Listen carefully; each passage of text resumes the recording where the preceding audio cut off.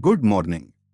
This is the India Deep Brief for Saturday, 22nd August 2026, with verified developments and practical context across India, Gujarat, GST, business, markets, technology, international affairs, energy and sport. We begin with energy because it is now the clearest external risk to India's economy. Brent crude finished the week close to $93 a barrel after gaining more than 5% as concern about disruption from the Iran war stayed elevated.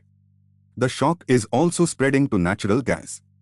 Indian buyers including GAIL and Gujarat State Petroleum Corporation reportedly paid more than $23 per million British thermal units for September liquefied natural gas cargoes, among the highest import prices since 2022.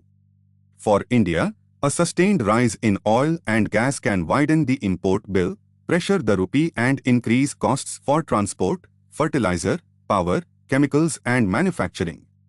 The rupee ended the week under pressure but held near 96 to the US dollar, with traders citing oil-related demand and central bank support.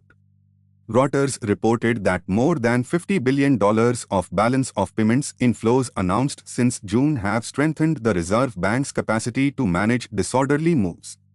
That is a buffer, not immunity. Businesses with dollar liabilities or imported inputs should assess cash flow exposure and use disciplined hedging rather than trying to predict a single exchange rate level. Indian equities also closed a volatile week lower. The Sensex ended Friday at 77,540.83, down 468 points, while the Nifty 50 settled at 24,252, down 114 points. Higher crude, elevated global bond yields, and cautious foreign flows weighed on sentiment. Investors should separate an index move from underlying company quality. Firms with pricing power, manageable debt, and low dependence on imported energy are better placed if the shock lasts. Highly leveraged or import-heavy businesses face a more difficult margin equation. In Gujarat, authorities are dealing with the aftermath of a suspected illicit liquor tragedy in Bhavnagar district. Reports on Friday said 7 people had died, dozens had required medical care, an FIR named 21 people and 5 police personnel were suspended. The human priority is treatment and a transparent investigation. The broader governance issue is enforcement. Prohibition does not remove demand, so intelligence, supply chain tracing, accountability and public health response must work together. Viewers should rely on official district and police updates as figures may change. Gujarat businesses also need to watch the energy and logistics channel. The state is a major industrial and port hub, and expensive LNG can affect ceramics, chemicals, fertilizer and other gas-intensive production. Companies should review fuel contracts, backup energy options and delivery commitments. This is particularly important when global shipping risk and monsoon-related local disruption occur at the same time. On GST, no major nationwide rate change was identified in the latest official cycle. That makes routine compliance, rather than speculation, the immediate task.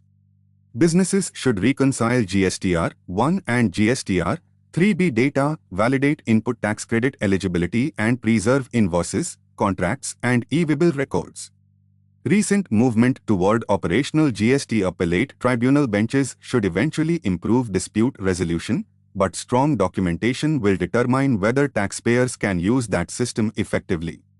For the wider economy, the central question is how long the energy shock lasts. India remains one of the world's fastest-growing large economies, supported by domestic demand, infrastructure investment and digital public systems. But imported inflation can narrow room for lower interest rates and weaken household purchasing power. Fiscal discipline and targeted support are therefore more useful than broad measures that permanently increase borrowing or distort price signals.